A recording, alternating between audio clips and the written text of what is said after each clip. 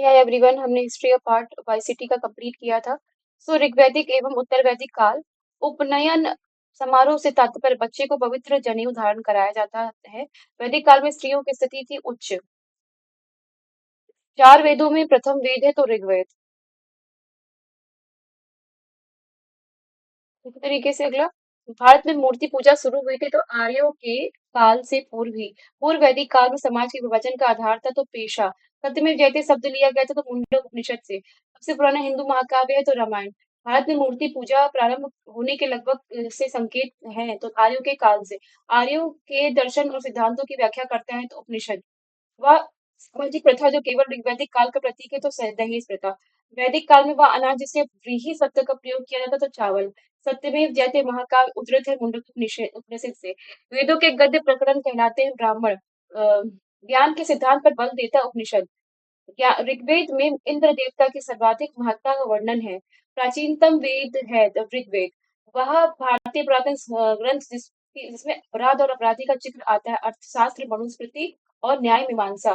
शतपथ ब्राह्मण और तैत्तिरीय ब्राह्मण यजुर्वेद के ब्राह्मण मूल पाठ है। इसमें किसी अगला, ऋग्वेद में निहित गायत्री मंत्र समर्पित है सविता को। सर्वाधिक प्राचीन पुराण है मत्स्य पुराण। उपवेद नहीं है योग वेद।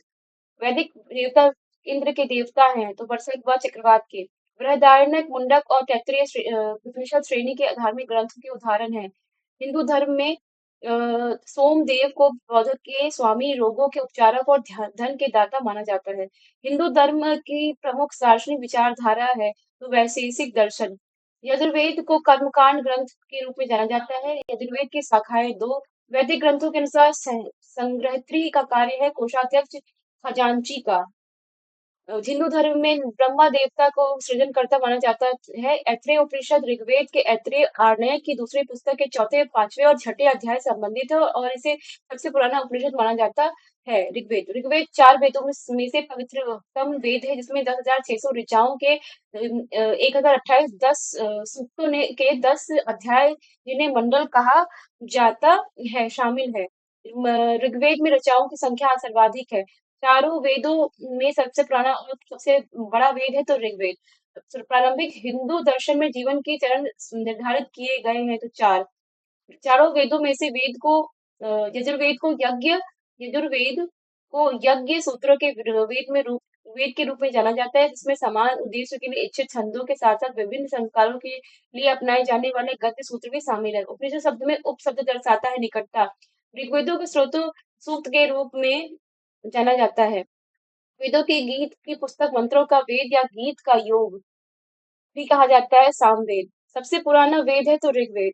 ऐसे में ऋग्वेद में ऐसे 1,028 मंत्र है जिसमें अप्रामाणिक वल्खिल्य वेदों वल्खिल्य भजन शामिल 1,028।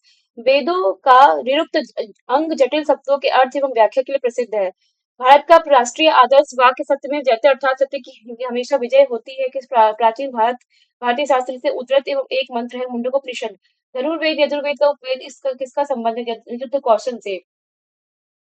सामवेद में संगीत से संबंधित ज्ञान संग्रहित है। वेदों को इंडो आर्यन सभ्यता का सर्वप्रथम साहित्यिक अभिलेख माना जाता है। इसमें सामवेद चार वेदों के नाम ऋग्वेद, सामवेद, यजुर्वेद और अथर्ववेद है। मुंडकोपनिषद अथर्ववेद से संबंधित है। भारत की वैदिक काल अवधि कब तक चली? 1500 से 500 ईसा पूर्व। अगला है जादुई अनुष्ठानों और वशीकरण के बारे में बताता है अथर्ववेद। यजुर्वेद के यजुर का अर्थ है बलिदान। अथर्ववेद में बीमारियों का उपचार किया जाता है। उपनिषद में वसुदैव कुटुंबकम शब्द का उल्लेख किया गया। महाउपनिषद 1008 उपनिषद में से 11 उपनिषद मुख्य माने जाते हैं। सबसे पुराना उपनिषद छांदोग्य उपनिषद। प्रारंभिक भारतीय दार्शनिक के अनुसार प्रत्येक वस्तु पांच मूल तत्वों से बनी है। ऋग्वैदिक युग के नर देवता पौधों के देवता थे सोम। प्राचीन काल में आर्यों के जीविकोपार्जन का मुख्य साधन था कृषि एवं पशुपालन। पुराणों के पांचों लक्षणों का उल्लेख है मत्स्य पुराण में। अष्टक भी कहा जाता है ऋग्वेद को। एक वेदांग नहीं है स्मृति। वैदिक कालीन प्रशासन में भाग दो अधिकारी था राजस्व कर जमा करने वाला। वह ग्रंथ जिसमें आयुर्वेद शब्द का प्रयोग हुआ है ऋग्वेद। महाभारत ग्रंथ का उपनाम है सहस्त्री संहिता। गायत्री मंत्र के नाम से प्रसिद्ध मंत्र सर्वप्रथम मिलता है ऋग्वेद में। ऋग्वेद की मूल लिपि थी ब्राह्मी। ऋग्वेद पर आधारित संकलन सामवेद। ऋग्वैदिक धर्म था बहुदेववादी। ऋग्वेद काल में जनता विश्वास करती थी बलि एवं कर्मकांड। गोत्र शब्द का प्रयोग सर्वप्रथम हुआ था ऋग्वेद। ऋग्वेद में सर्वाधिक संख्या में मंत्र संबंधित है तो इंद्र। सबसे प्राचीन वेद है तो ऋग्वेद। वह वैदिक ग्रंथ जिसमें वर्ण शब्द का सर्वप्रथम नामो उल्लेख मिलता है तो ऋग्वेद। ऋग्वेद में उल्लेखित यज्ञ शब्द का किस कृषि उत्पाद हेतु प्रयुक्त किया जाता है तो जौ। ऋग्वेद में उल्लेखित प्रसिद्ध 10 राजाओं का युद्ध लड़ा गया तो परुष्णी रावी नदी के किनारे। अगला है उत्तर वैदिक काल के प्रारंभ में महत्वपूर्ण मूल्यवान संपत्ति समझा जाता तो गाय को। वैदिक काल में अघन्या माना जाता है गाय को। वैदिक साहित्य में जिसमें मोक्ष की चर्चा मिलती है तो उपनिषद। वैदिक देवताओं में पुरोहित माना जाता है तो बृहस्पति। उत्तर वैदिक काल में आर्य संस्कृति का धुर समझा जाता तो कुरु पांचाल। वैदिक कर्मकांड में होता संबंध है ऋग्वेद। आरंभिक वैदिक साहित्य में सर्वाधिक वर्णित नदी है तो सिंधु। ऋग्वेद में मातेत्मा देवीतमा एवं नदीतमा संबंधित है सरस्वती नदी से। ये शुक्र यजुर्वेद संहिता है वाजसनेयी। सतप्रथ ब्राह्मण उल्लेखित राजा विदेह माधव से संबंधित ऋषि थे ऋषि गौतम राहु गोगण। इस ग्रंथ में पुरुष मेध का उल्लेख हुआ है सतपथ ब्राह्मण। गोपथ ब्राह्मण संबंधित है अथर्ववेद।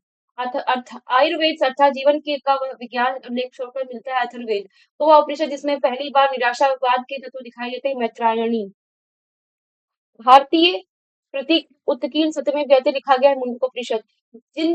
अवेस्ता और ऋग्वेद में समानता है। जिंद अवेस्ता संबंधित है ईरान। प्राचीन भारत में निशाका सन से जाने जाने तो स्वर्ण आभूषण 14वीं सदी ईस्वी का एक अभिलेख जिसमें वैदिक देवताओं का वर्णन प्राप्त हुआ तो बोगज को एशिया माइनर।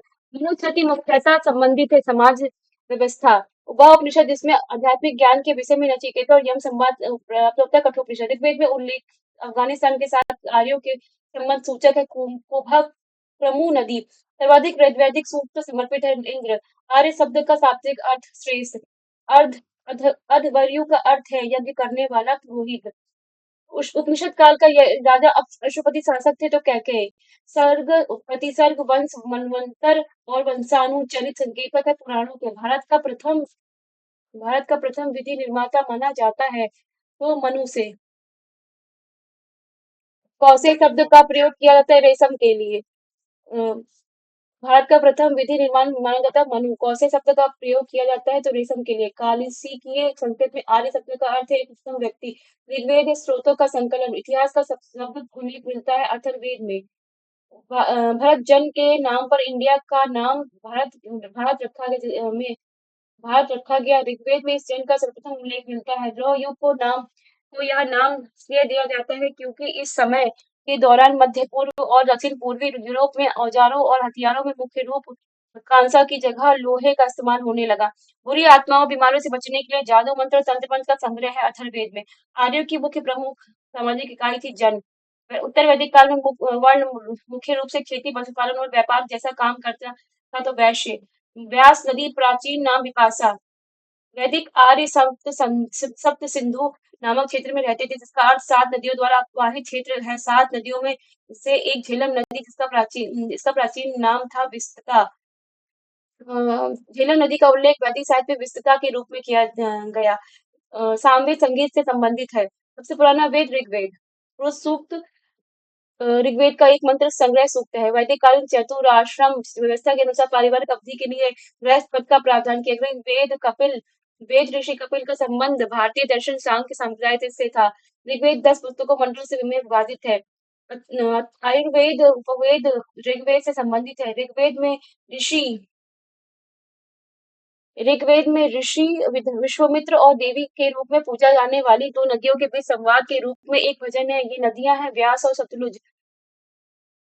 इस तरीके से अगला अथर्ववेद खंडों का संग्रह है 20। नदी की वैदिक काल में परुष्णी नाम से जाना जाता है तो रावी नदी का वैदिक नाम परुष्णी।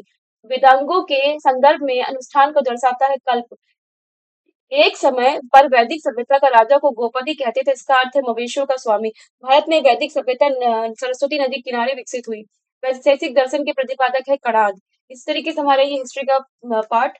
और फिर अगला सुमीलित करने के लिए वेद ब्राह्मण ऋग्वेद कौशिक और ऐत्रेय ब्राह्मण यजुर्वेद सतपथ तैत्तिरीय ब्राह्मण सामवेद पंचवेद षडवेद अद्भुत और जैमिनी प्राप्तन अथर्ववेद गोपद पुराण। इस तरीके से हमारा ये हिस्ट्री का पार्ट कंप्लीट हुआ। अगला पार्ट हम छठी शताब्दी वाला अगले वीडियो में, बाकी कंपाइलेशन वीडियो के एंड में।